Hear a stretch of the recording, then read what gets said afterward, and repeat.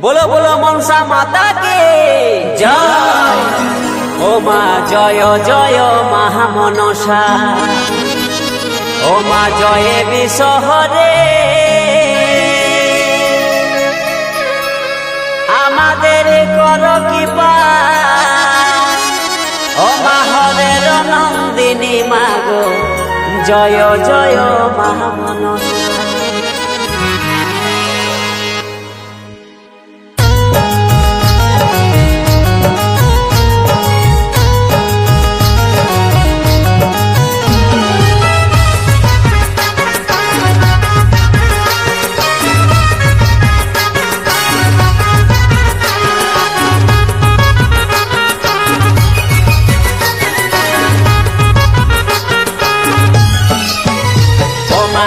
जय मा मनसा, ओ मा जय जय मा मनसा, ओ मा जय विषहरे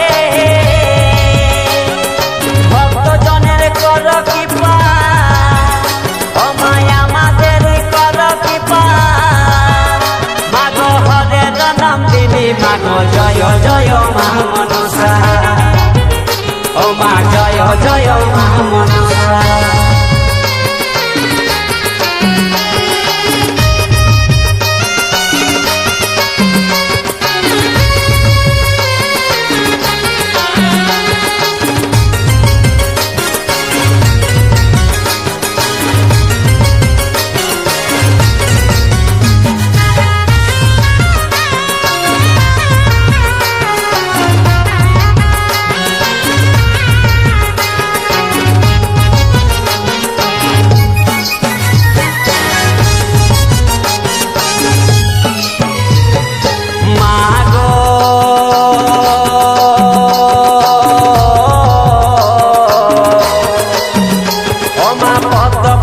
जन्म तुम्हार ओ मा पद्म पाते जन्म तुम्हार, तुम्हें पद्मावते ढाक ढोल कासर बाजाय, आमरा ढाक ढोल कासर बाजाय करब तुम्हारे आरती। मागो जय जय मा मनसा, ओ मा जय जय मा मनसा।